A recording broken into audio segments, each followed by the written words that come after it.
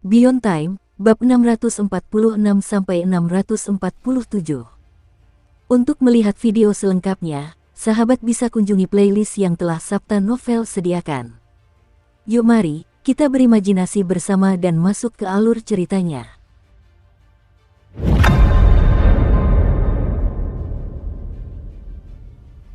Pada saat itu, gurun pasir hijau bergetar hebat.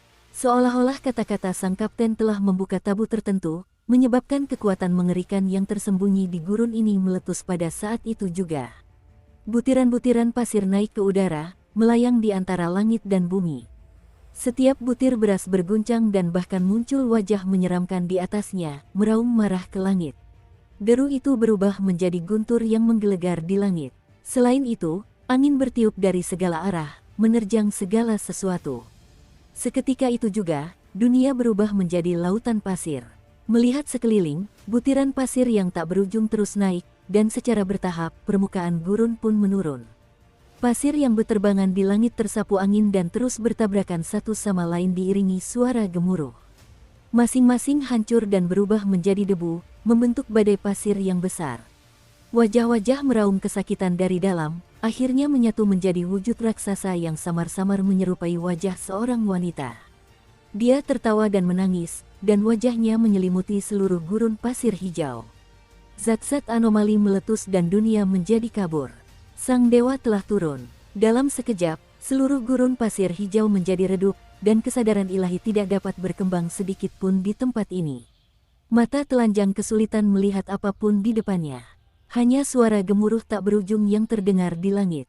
Adapun para kultivator di sini, mereka semua bersembunyi di gua tempat tinggal mereka masing-masing dan menyaksikan semuanya dengan ngeri. Tidak diketahui siapa yang memulainya, tetapi mereka berlutut di depan wajah besar yang terbentuk dari gurun pasir hijau. Dewi Putih. Di pintu masuk dunia kecil tempat Suking dan yang lainnya berada, para anggota klan dari ras penjaga angin semakin bersemangat. Semua anggota klan berlutut dan melantunkan mantra kuno. Dewi Putih terbangun, tenang di tepi sungai yang menyala. Anak ilahi turun, untuk menyelamatkan orang-orang yang menderita di bawah. Jiwa-jiwa yang tak terhitung jumlahnya gelisah, hati kita tetap bersinar. Aku rela menjadi bumi, memelihara semua yang kita ketahui. Nyanyian itu bergema di tengah badai pasir dan terbawa angin, melayang ke segala arah. Meskipun badai itu menakjubkan, tampaknya badai itu tidak memiliki niat jahat terhadap orang-orang yang tinggal di sini. Namun, para kultivator kuil bulan merah yang telah mengunci diri di gurun pasir hijau dan bergegas dari segala arah untuk menghukum sumber dari kejadian kuno itu tidak punya pilihan selain mundur dalam badai pasir. Badai pasir ini tampaknya memusatkan seluruh kebenciannya pada orang-orang asing ini. Dalam sekejap, sejumlah besar kultivator bulan merah mundur dengan ekspresi ketakutan. Beberapa bahkan langsung tenggelam dalam badai pasir. Tubuh mereka terkoyak dan jiwa mereka hancur berkeping-keping, dan ratapan mereka tenggelam oleh deru angin. Bahkan ekspresi imam besar yang baru tiba pun berubah drastis. Semuanya, tinggalkan tempat ini. Dia segera memberi perintah. Tak lama kemudian, para kultivator kuil itu melarikan diri dengan cepat dan mundur keluar gurun, sama sekali tidak berani masuk. Imam besar dan beberapa utusan ilahi nihiliti menerobos masuk dengan paksa. Di tengah badai pasir, mereka bagaikan tombak yang menembus kehampaan, menuju langsung ke pintu masuk tempat Suking dan yang lainnya berada. Semakin dekat dan semakin dekat. Namun, saat mereka bergerak maju, perubahan abnormal di gurun pasir hijau masih terus berlangsung. Cakrawala gurun juga menjulang dengan hamparan pasir yang tak terbatas. Saat wajah yang terbentuk oleh gurun menjadi semakin megah, gurun itu mulai tenggelam. 100 kaki, 800 kaki, 1500 kaki. Pada akhirnya, seluruh gurun pasir hijau itu tenggelam hingga 10.000 kaki. Lautan pasir bergemuruh di gurun pasir hijau, tetapi di bawahnya kosong. Sebuah kawah raksasa, mirip dengan lubang runtuhan, dan daratan purba sebelum terbentuknya gurun, terungkap. Terdapat pula puncak-puncak gunung dengan ketinggian yang berbeda-beda. Beberapa puncak dulunya terkubur sepenuhnya di bawah gurun dan kini terungkap untuk pertama kalinya setelah bertahun-tahun lamanya. Sebagian lainnya terekspos di luar, mirip dengan pegunungan Bitter Life, dengan bagian-bagian yang seharusnya terkubur kini mulai terlihat. Jika dibandingkan dengan keseluruhan kawah, rangkaian pegunungan ini tampak seperti duri yang tajam. Tanah di dalamnya berwarna hitam pekat, mengeluarkan bau busuk, dengan banyak lubang dan jurang, seolah-olah pertempuran dahsyat pernah terjadi di sini. Perubahan tanah ini melampaui imajinasi para kultivator. Para kultivator asli gurun pasir hijau semuanya terkejut, dan hati mereka dipenuhi dengan gelombang emosi yang luar biasa. Pemujaan mereka terhadap Dewi Putih menjadi semakin khusyuk. Sementara itu, lautan pasir antara langit dan bumi terus hancur akibat benturan yang terus berlangsung, berubah menjadi debu yang bercampur dengan angin. Secara samar-samar, bentuknya tampak berubah. Lambat laun, setiap orang yang menyaksikan kejadian ini mau tak mau teringat akan sebuah legenda. Konon, seluruh gurun pasir hijau ini awalnya adalah sebuah lubang runtuhan. Bertahun-tahun yang lalu, sehelai rambut jatuh dari langit dan berubah menjadi pasir di sini, mengisi lubang runtuhan tersebut dan mengubahnya menjadi gurun. Hari ini, legenda ini telah terverifikasi. Hal ini terjadi karena bentuk lautan pasir tak berujung di udara terus berubah. Akhirnya, pasir itu berkumpul dan membentuk sehelai rambut hijau. Begitu rambut itu muncul, hati pendeta tinggi kuil bulan merah dan yang lainnya bergetar dan mereka terbewil deret. Seluruh gurun pasir hijau itu tampak seolah waktu telah berhenti, hukum-hukum telah berhenti dan membeku. Semuanya menjadi sunyi, angin berhenti bertiup dan waktu berhenti berputar. Semua kehidupan dan segala sesuatu menjadi tak bergerak. Kekuatan ilahi turun. Gurun pasir hijau itu terisolasi secara langsung dan tampak terpisah dari seluruh wilayah pemujaan bulan, tersembunyi di celah ruang dan waktu. Rambut hijau itu menyusut dengan cepat hingga berubah menjadi rambut orang biasa dan menghilang dari dunia. Ketika muncul kembali, ia berada di area tertutup di depan kapten. Benda itu melayang turun dan mendarat di telapak tangan kapten. Ujung-ujung rambut sedikit bergoyang dan perlahan terkulai ke bawah. Sang kapten menoleh dan menatap Su King dengan senyum palsu. "King kecil, apakah kamu terkejut?" Su King menatap rambut itu. Semua yang terjadi di luar tadi tercermin dalam pikirannya seketika pandangannya bertemu dengan rambut itu. Dia melihat perubahan di dunia luar dan penampakan lubang runtuhan itu. Adegan ini membuat jantung Su King berdebar kencang. Dia tahu bahwa setiap peristiwa besar yang dilakukan kapten selalu sangat menarik, tetapi dia tetap terkejut dengan pemandangan ini. "Kakak senior, apakah ini rambut dewa tertinggi yang pernah bekerja sama denganmu di kehidupanmu sebelumnya?" Su King menarik napas dalam-dalam sebelum bertanya.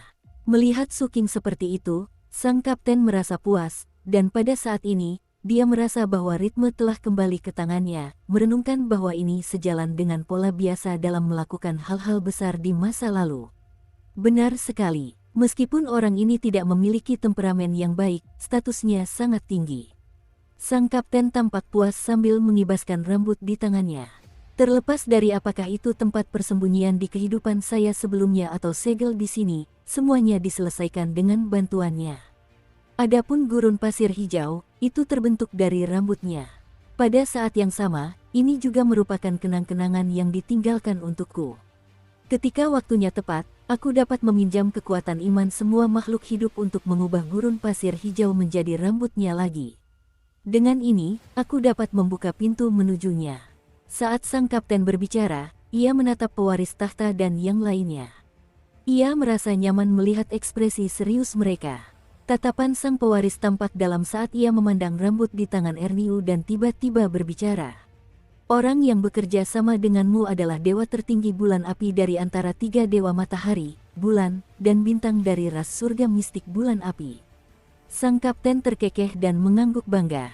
"3 dewa tertinggi dari ras surga mistik bulan api awalnya ingin menghormati saya, tetapi pada akhirnya, saya memikirkan permusuhan hidup dan mati antara ras mereka dan ras manusia kita, jadi saya menolak mereka.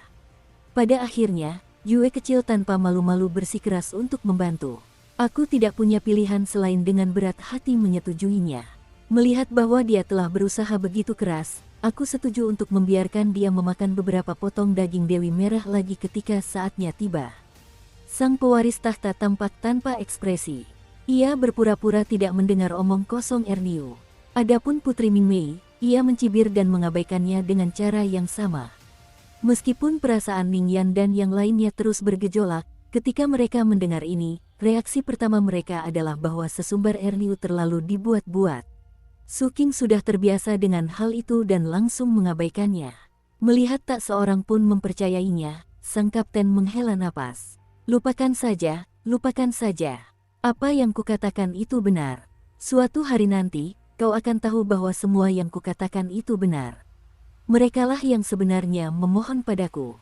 Sang kapten terbatuk kering, menggelengkan kepalanya dengan ekspresi tak berdaya, lalu mengangkat tangannya, melambaikan sehelai rambut ke dalam pusaran yang terbentuk oleh kekuatan keyakinan di depannya. Sehelai rambut ini berkibar tertiup angin. Begitu rambut itu mendarat, pusaran kekuatan iman tiba-tiba berhenti berputar. Rambut di dalamnya tumbuh lebih panjang dan terus menyebar, menjadi lebih panjang dan lebih besar hingga membentuk sebuah jalan setapak. Jalan ini berkelok-kelok jauh ke dalam kehampaan. Di ujung jurang itu, sebuah pintu tampak samar-samar.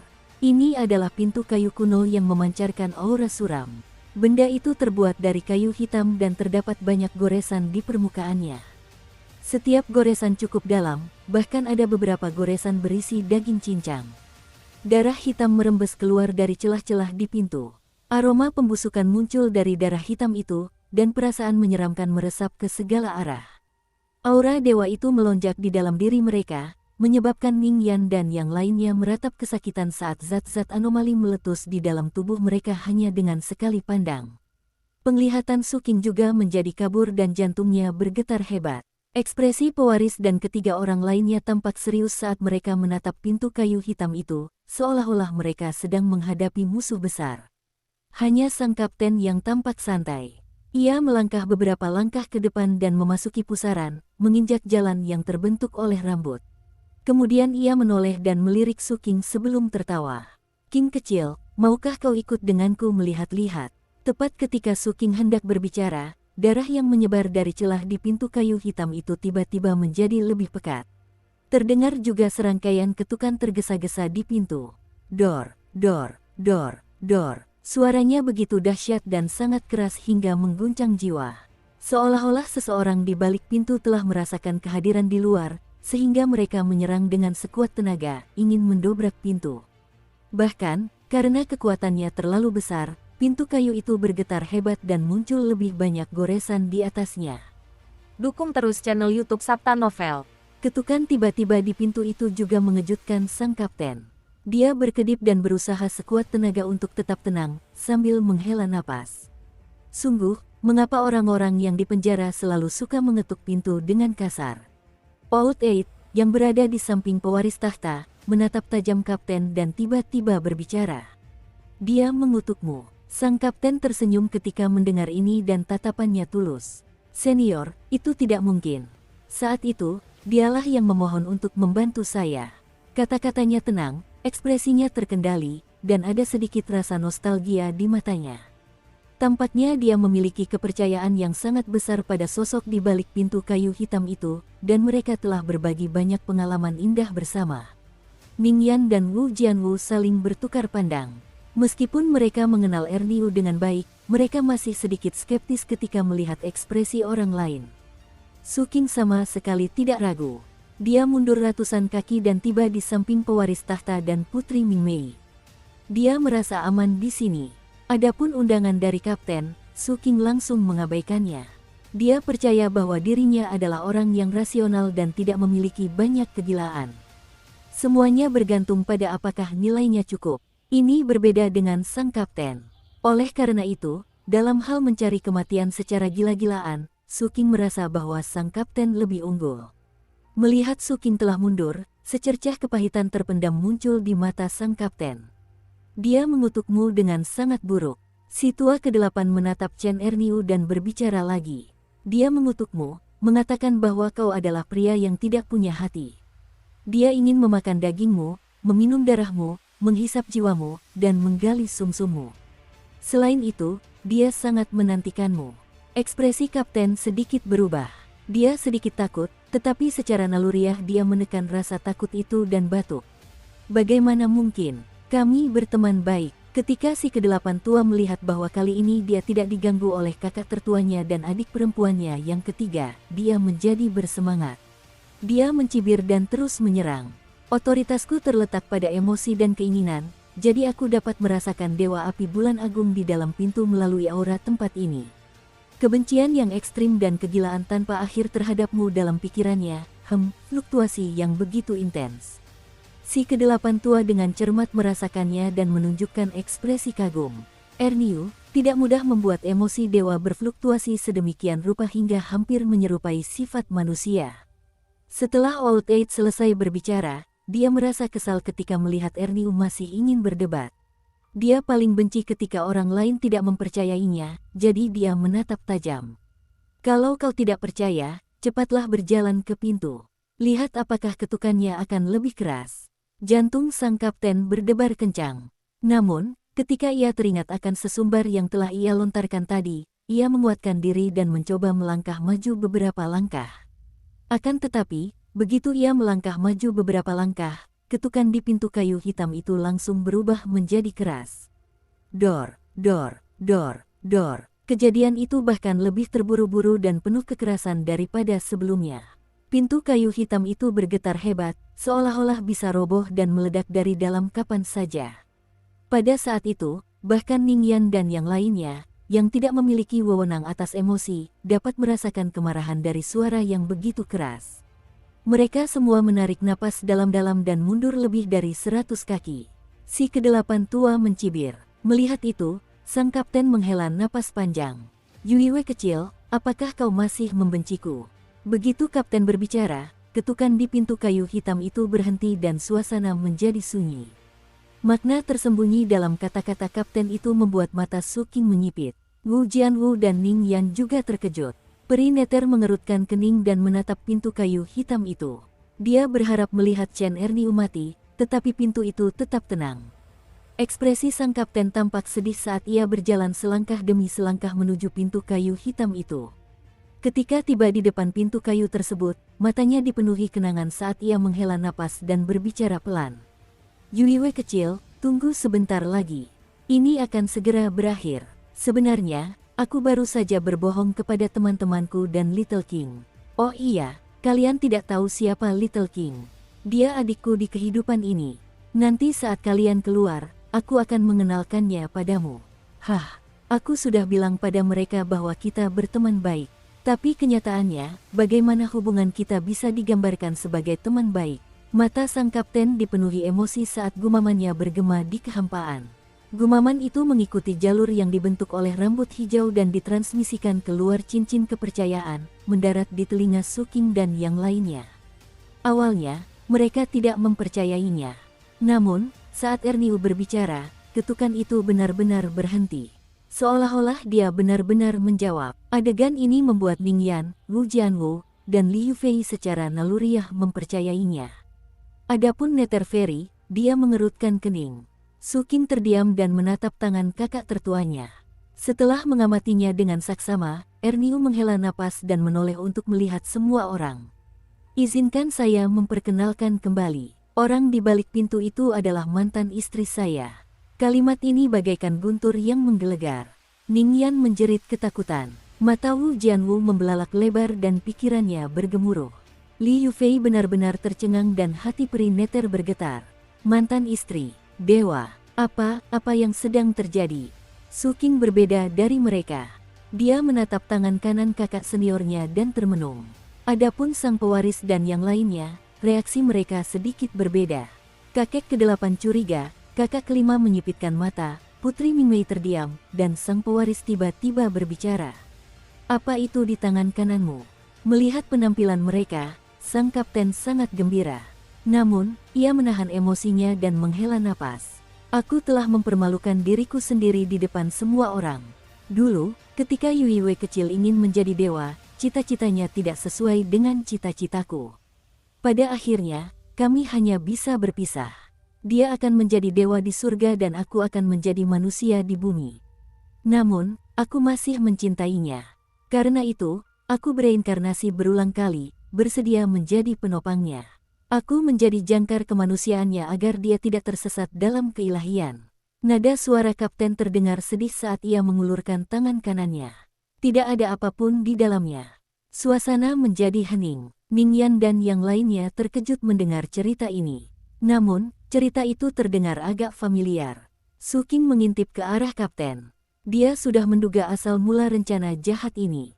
Putri Mingmei menatap pintu hitam itu, lalu menatap Ernius sambil berbicara dengan tenang. Jika kami tidak datang, ini akan menjadi skenario yang Anda rencanakan untuk ayah saya, bukan? Si tua kelas 8 tak bisa menahan diri untuk berkata, "Aku ingat bahwa dewa tertinggi bulan api lahir sebagai dewa, dan tidak naik ke tingkat dewa setelah lahir. Apakah dia membutuhkan jangkar?" Sang kapten berkedip dan hendak melanjutkan ketika suara ketukan dari pintu kayu hitam itu terdengar lagi. Kali ini, suaranya berkali-kali lebih keras dari sebelumnya dan retakan muncul di pintu tersebut. Bahkan, banyak tempat yang menggembung akibat gemuruh tersebut, memperlihatkan jejak telapak tangan 7 jari. Di tengah suara ketukan, terdengar pula suara napas terengah-engah yang dipenuhi keserakahan dan keinginan. Terdengar pula raungan samar yang bergema di dalam. Ekspresi Su King membeku. Pewaris dan yang lainnya juga menunjukkan ekspresi serius. Adapun kapten, dia jelas sangat gugup tetapi dia berusaha sebaik mungkin untuk terlihat tenang. Dia bahkan mengetuk pintu kayu itu. "Yuiwe kecil, belum waktunya. Ibu belum bisa membukakan pintu untukmu. Jangan khawatir. Mengapa temperamenmu masih sama seperti sebelumnya? Aku datang kali ini untuk membangunkanmu, untuk mengingatkanmu agar tidak terus tertidur, dan kemudian untuk mengingatkanmu agar mengaktifkan sarana yang telah kau persiapkan selama bertahun-tahun satu persatu. Kau harus menyelesaikan semua yang telah kita sepakati dalam waktu 1 tahun karena, paling lambat, dalam waktu 1 tahun, aku akan membiarkanmu melihat Dewi Merah yang sedang tidur. Ini janji yang kubuat padamu waktu itu. Aku pasti akan menepatinya. Terakhir, kau harus memberiku token lain yang memungkinkanmu untuk mengabaikan tekanan Dewi Merah dan langsung turun ke hadapannya." Dengan itu, sang kapten mengangkat tangannya dan langsung mencungkil matanya, dengan kejam menekannya ke pintu kayu. Tak lama kemudian, bola mata itu hancur dan perlahan menghilang ke balik pintu. "Masukkan token itu ke mataku." Sebelum kapten selesai berbicara, suara mengunyah bergema. Su King terdiam. Mingyan dan yang lainnya juga menunjukkan ekspresi aneh. Sang pewaris mengintip Erniu dan Old Eight tak kuasa menahan diri untuk tidak berbicara. Dia memakannya. Sang kapten terbatuk. Ini cinta. Saat dia berbicara, tubuhnya bergoyang dan sejumlah besar mata tumbuh. Satu demi satu, mata-mata itu terbang keluar dan menyatu di pintu. Suara mengunyah terus berlanjut hingga 100 mata dimakan. Kapten akhirnya menjadi marah. "Sudah cukup, paling buruk, aku akan mencari Dewa Agung lain." Pintu kayu hitam itu dibanting keras dari dalam, seolah-olah menanggapi kata-kata sang kapten. Suara itu begitu keras sehingga untaian rambut hijau mulai hancur. Bahkan lingkaran keyakinan semua makhluk hidup di dunia luar pun menjadi kabur. Seolah-olah cahaya itu tak mampu bertahan lagi dan mulai redup. Hal itu juga memengaruhi dunia luar, menyebabkan dunia yang sudah bobrok ini semakin runtuh. Tatapan Su King membeku. Dia melangkah beberapa langkah ke depan dan tiba di depan ring, bersiap untuk menerima kapten. Untungnya, setelah serangan pelepasan amarah ini, tidak ada suara lain yang terdengar dari pintu kayu hitam itu. Sebuah bola mata sang kapten juga muncul dari balik pintu kayu itu dan menatap tajam ke arah sang kapten. Seseorang bisa melihat sehelai rambut abu-abu di dalam bola mata, seperti nematoda yang berenang di dalamnya. Ia memancarkan aura yang menakutkan. Dibandingkan dengan itu, rambut hijau jelas kalah jauh. Sang kapten menyipitkan matanya, dan kilatan biru muncul di dalamnya. Setelah dengan lembut meraihnya, tubuhnya dengan cepat mundur. Namun, begitu dia mundur, sejumlah besar jejak telapak tangan yang menonjol dari pintu kayu hitam itu menggeliat dan membentuk wajah yang menyeramkan. Wajah itu tiba-tiba membuka mulutnya dan menyerbu ke arah kapten. Sang kapten lebih cepat, seluruh tubuhnya berpendar dengan cahaya biru saat ia langsung menuju ke pintu keluar. Jejak rambut hijau di bawah kakinya terus runtuh dan aura kekuatan keyakinan semakin redup. Melihat ini, Su King melambaikan tangannya, meraih udara, dan akhirnya menangkap bahu sang kapten dengan tarikan yang kuat. Pada saat yang sama, mulut besar di belakang kapten juga tertutup. Dengan bunyi berderak, benda itu menggigit pinggang sang kapten. Saat darah menyembur keluar, jalur rambut hijau itu benar-benar runtuh. Adapun cincin yang terbentuk oleh kekuatan keyakinan, cincin itu sepenuhnya lenyap pada saat ini. Setelah menahan semuanya, Su King menatap kapten yang hanya tersisa setengah badannya. Kakak senior tertua, apakah kau merasa lebih baik sekarang? Su King menghela napas. Kapten itu tertawa terbahak-bahak. Tepat sekali, melakukan sesuatu yang besar bukan hanya tentang melakukannya setengah hati, itu sama sekali bukan hal yang besar. Aku telah mempermalukan diriku sendiri di depan semua orang. Ini adalah upacara perpisahan antara aku dan mantan istriku. Sang kapten tidak peduli bahwa ia telah kehilangan separuh tubuhnya. Setelah berseru dengan bangga, ia melambaikan tangan kanannya dan mengeluarkan bola mata yang telah ia ambil. Dengan sekali tekan, rambut abu-abu di dalam bola mata itu langsung merayap keluar, menembus kehampaan dan langsung menuju dunia luar. Dalam sekejap mata, ia muncul di atas lubang runtuhan yang terbentuk oleh gurun pasir hijau. Ia meluas tanpa batas dan akhirnya menyebar ke seluruh gurun sebelum menghilang. Pasir itu berubah menjadi abu-abu dan tersebar ke arah lubang runtuhan, dengan cepat mengisi kembali gurun tersebut. Selama proses ini, gurun berubah menjadi abu-abu dan angin abu-abu bertiup kencang. Konon, ada 4 jenis angin di gurun pasir hijau. Selain hijau, putih, dan hitam, ada jenis lain juga. Menurut legenda, formasi batuan itu hanya muncul ketika gurun pasir hijau terbentuk. Hari ini, formasi batuan itu muncul untuk kedua kalinya.